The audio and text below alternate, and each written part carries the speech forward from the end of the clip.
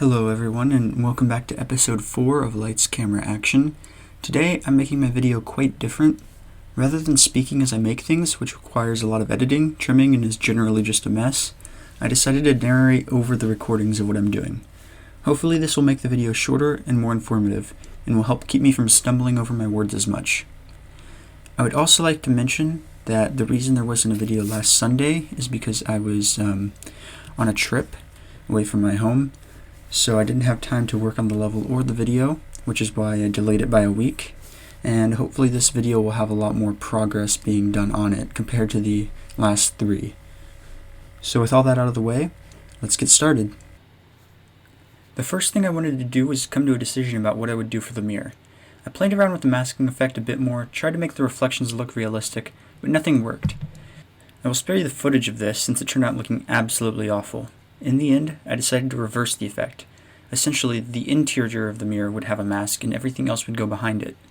The new masking technique would have to be put to use, so I decided to make a set of scrolling art themed around cosmetics and makeup.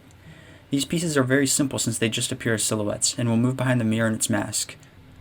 The first item I decided to make was a lipstick tube. I'm not sure if tube is the right word, but I'm a guy and I don't know anything about makeup, so excuse my improper language here. Once I was done, I decided to tackle a hairbrush. This was by far the hardest of them to make, since it required the use of a lot of curves. After that, I made one of those mascara brush things, which I once again don't know what to call. This one didn't turn out too good in my opinion, but the low quality outline is hidden by the short duration of the part, which is good. Then I moved on to one of those containers of blush with a mirror. The perspective of the mirror was a bit difficult, and you can see me struggling with making an oval here.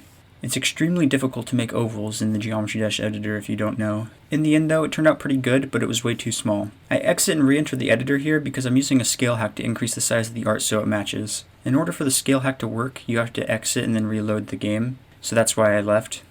Finally, I made a bottle of nail polish. It could also be perfume, I guess it's up to you to decide. What I learned from this process is that I'm a lot worse at naming and recognizing cosmetics than I initially thought, but as far as the art goes, it turned out pretty good. Once all the art was set in place, I set a move trigger which moved them backwards along the screen and behind the mirror where they disappeared. Overall, I think it turned out pretty good. Next, I needed to finish up the block designs for the first part. For now, I just did the single block with the jump pad, but I end up adding more later. I then decided to add a spawn trigger move system to the block designs to make them slowly rise and fall, since they are floating. I had the blocks on the bottom half of the screen to one group, and the ones on the top to another. This is so that A, they move at different times so everything looks more independent, and B, because I don't want to accidentally buff the gameplay by having the blocks on the top moving downwards past their intended position. Instead, the block designs on the top begin by moving upwards, away from the player, until returning to their initial position. The opposite can be said for the bottom block designs. I then added another spawn loop for one of the block designs to change the timing a bit in an effort to make everything look like it was swaying independently, and in the end it turned out good, but it's very subtle. I think that this is actually a good thing because in reality, you don't want attention drawn to your moves in a level. It's a fail if attention is drawn to your moves because that usually means they're not very good. After I was satisfied with the beginnings of process on the first part, I moved to the second. I needed to move the stage lights back out from the screen. The problem was, no matter how I set it up, they always overlapped on the other side of the film strip transition, which is not what I wanted. In theory, this could easily be solved by adding a mask where they overlap.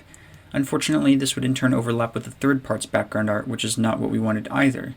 So I would have to time everything very carefully in order to make sure that I could toggle the mask off after the stage lights have exited the screen, but before the third background entered.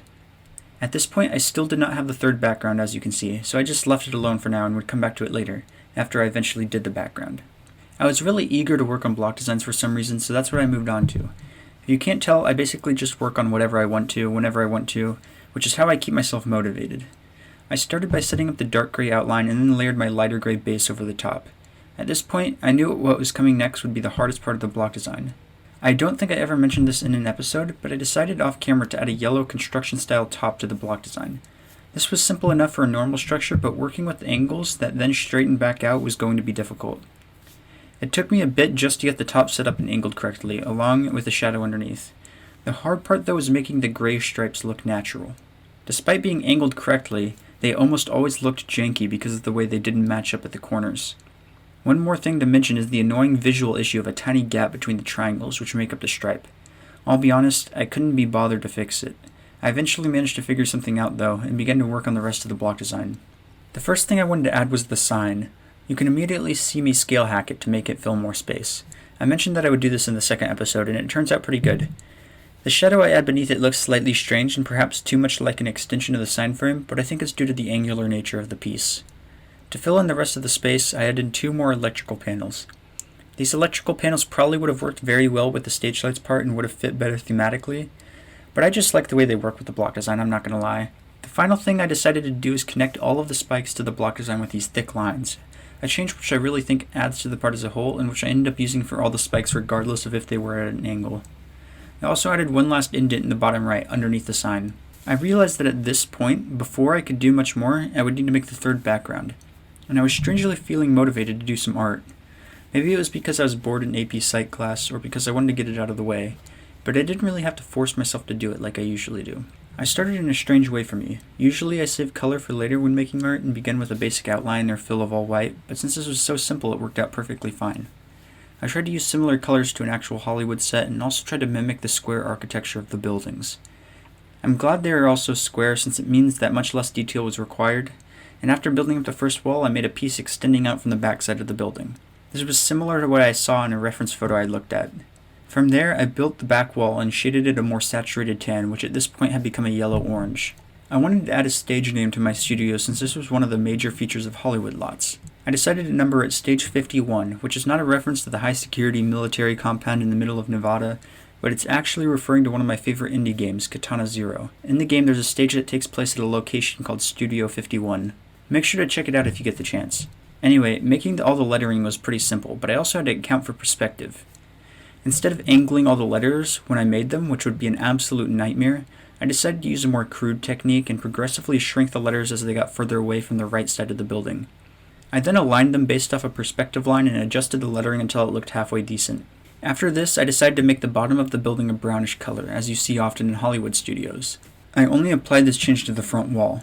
Looking back, the white text stands out far too much against the start color, but don't worry, it gets changed later.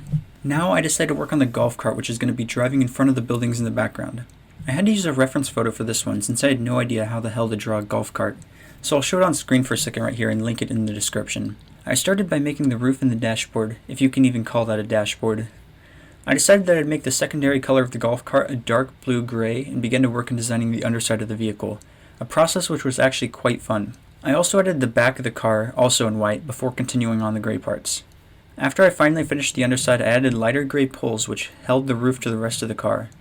It took a while to get these looking realistic, but in the end they weren't terrible. I added the steering wheel using the same poles I used for the roof support, and then began to work on the wheels, which were just simple circles. I made the hubcaps a light blue, which I later adjusted to match the white better, and I used this blue to also shade the back portion of the golf cart, adding more perspective to the otherwise flat piece of art. By the time I was done, I had a pretty solid golf cart. Now it was time to implement the background. However, I immediately ran across a problem. Placed against the film studio, the colors of the golf cart disappeared.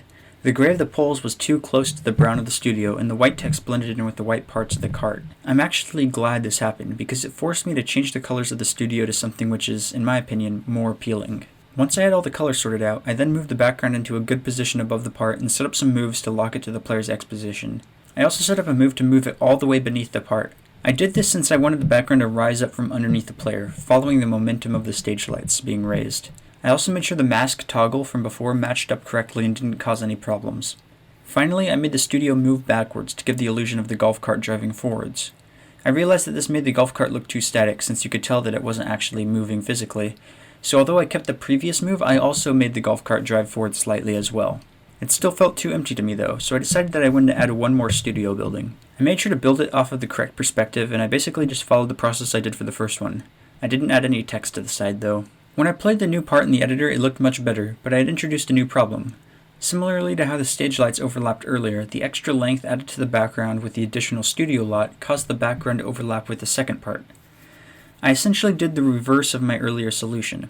I made a mask on the blue side of the film strip and had it toggled off until the stage lights were out from underneath the mask. At this point, the studio background still hadn't appeared on screen, so it could be toggled on and cover it up. It took a bit of tweaking and it may seem botched, but in the end it solved my problem. Now I began work on the rest of the block designs.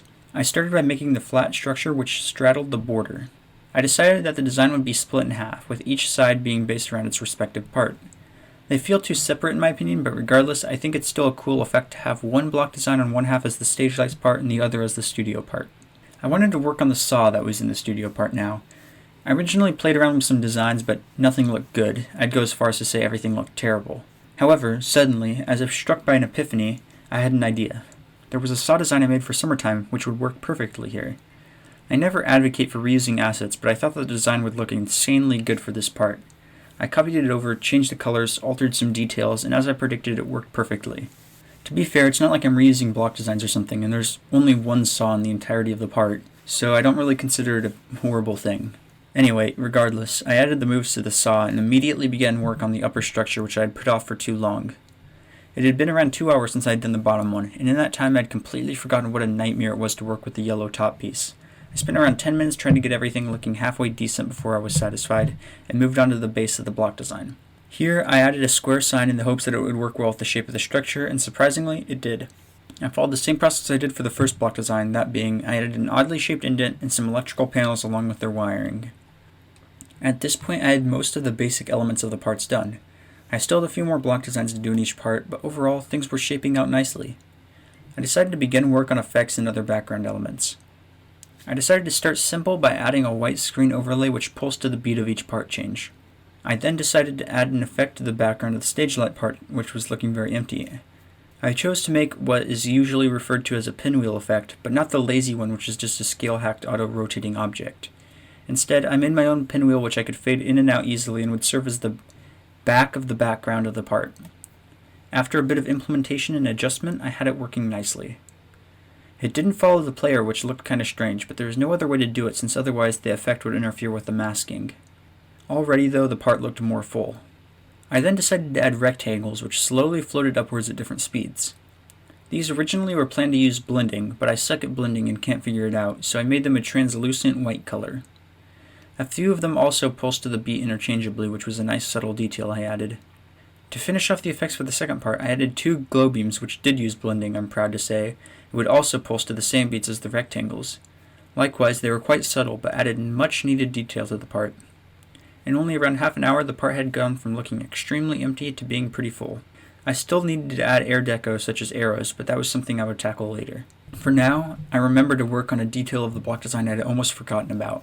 The rotating lights. Like I've mentioned many times, the circles are supposed to represent stage lights. There are 2 highlights on each light, one on each side, and my original plan was to have them rotate around the circle, as I believe I mentioned in the first episode. I completely forgot about doing that until now, so I decided to finish it off right then. I didn't do the rotation effect for the small circles since it seemed like a waste of time, as it wasn't really visible, but I managed to get all the big ones rotating nicely. Here's what it looked like.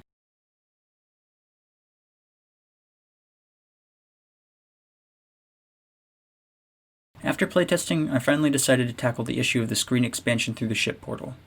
I mentioned this in the last video, but as you go through the portal, your vision expands and you can see below the wave block designs, which were made for a smaller field of view. To fix this, I made a long black rectangle which was locked to the player X and located just below the screen when in the wave part.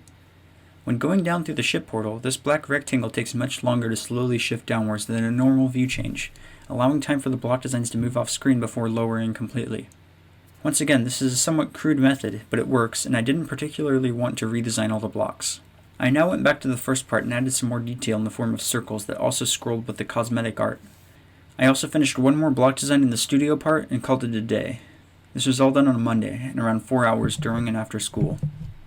The rest of the week I didn't really do much. On Tuesday, I finished the last block design I had neglected in the stage lights part and had simply cut it off behind the film strip. Then I started to work on pulses. If you can't tell, I really suck at glow, especially when it uses blending. I spent around 30 minutes trying to get it look halfway decent, and in the end it still didn't look very good. Eventually though, I came up with something I was halfway satisfied with and called it a wrap, although my motivation had been completely destroyed by that point. As a result, that was the last thing I did on Tuesday. The rest of the week I didn't do any work on lights camera action. That was because A, I was demotivated, B, I had a ton of schoolwork to do, and C, because I actually went on a vacation. Well, I say vacation, it was more of a trip on the weekend.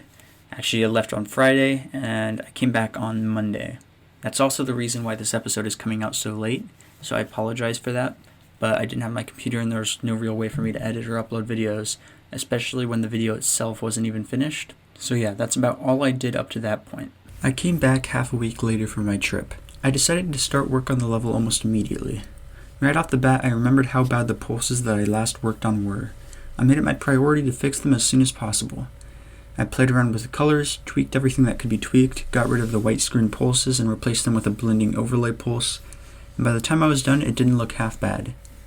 It's really hard to make pulses work when one half of the screen has a pink background and the other has a blue one, but I came up with a method that worked decently. I simply pulsed the different side glows different colors. I also added another block design to the beginning of the mirror part so that it looked like you were entering a pre-existing part, not one that started where you dived in. My next task was to work on the transition between the chaotic prologue and the actual meat of the level, which we have yet to begin work on. I decided long ago that I wanted this part to look like an old black and white movie-esque countdown. The intro I'm referring to is one that you've probably all seen before, where there's the circle that rotates around the screen and the countdown timer that decreases. Anyway, I started by figuring out how I would do the effect. The problem is that I needed the first quarter circle to initially cover the rotating effect, but stop covering it when it's time for the effect to enter the final quadrant. To do this, I split up the effect into 4 semicircles. They would all rotate at the exact same time, and at the exact same pace, but each one would rotate 90 degrees more than the previous. They all began layered beneath a mask in the first quadrant, and after they had moved out from beneath, this mask could be toggled off. From here, they just had to continue rotating until they filled the whole screen. After the screen was filled, the mask would be toggled back on, and each of the semicircles would simultaneously be moved back to their starting position beneath it. Then, the process repeats. I ran into a few issues while trying to piece it all together, but in the end, it turned out fine. I played around with the speed of the timer as well. At first I had it going to the beat of the song, but that was way too fast. To fix this, I slowed it down by half so that while it still followed the rhythm, it wasn't seizure-inducing. From here, I added dark gray lines to separate the quadrants as seen in the effect which I'm referencing. Then I began work on the numbers. While the 2 was a bit difficult to make, the 1 was a simple straight line and I had them ready in no time. After the countdown was added in, I wanted to make it feel more old-timey. I wanted to add the rough and strange texture that old film strips carried. The idea to use scale-hacked glow instantly came to mind. I started by scale-hacking a bright centerpiece and then surrounded it with black circles that were slightly smaller. To top things off, I added a gigantic piece of glow over the top and made it almost completely transparent. This gave everything a nice texture and was where I called it quits for the day. I kicked off the next day by doing something I had neglected, which was to extend the studio part's length. Although the gameplay would still stop at the same point and it would be impossible to die at any additional structures, this would make it seem like the part continued further despite the player being removed from it, and would fill space. I also took the time to add a few movements to the part. After I built a few additional block designs, I added them all to a group which would get toggled off while the black screen was at full opacity. This way no block designs would overlap with the transition effect. Speaking of which, I still wasn't done with the effect yet. Despite making a lot of progress the day before, it still didn't look finished. First, I added 2 circles surrounding the center, which I'd forgotten to add the day before. Then I needed to make it look more glitchy. To do this, I added a few triangles to the bottom left, which I toggled on and off quickly at a few points. I also did the same thing for many pieces of small black glow scattered around the scene. Finally, I made the frame shift slightly using move triggers at a few different points. Here was the final result.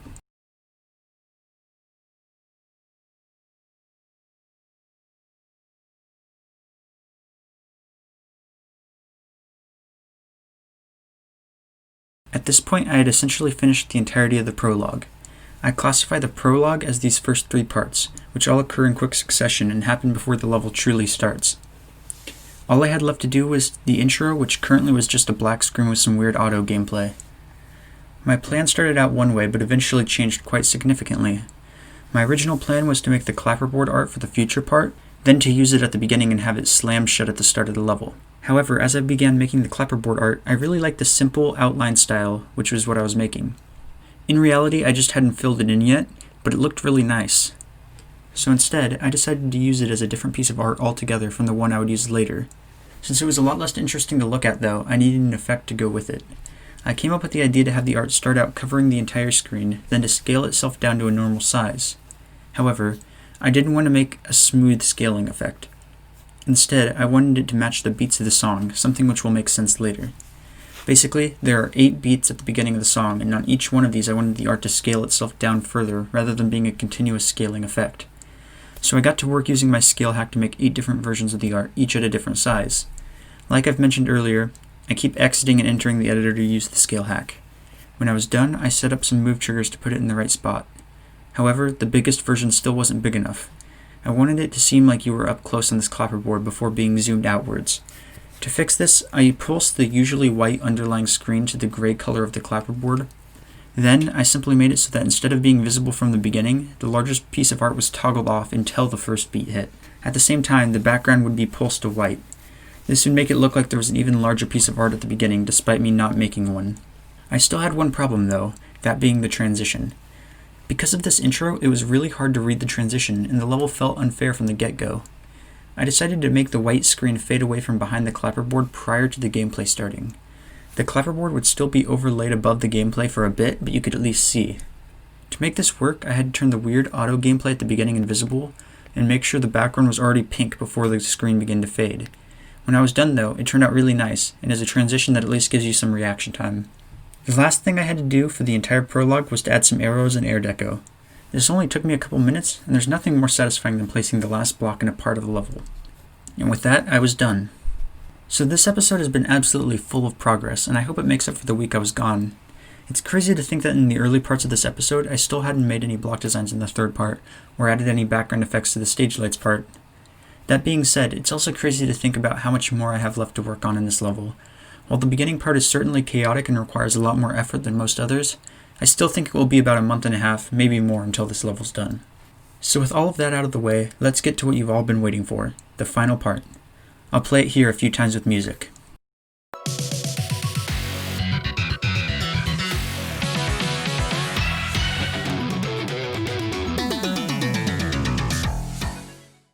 Thank you guys so much for watching.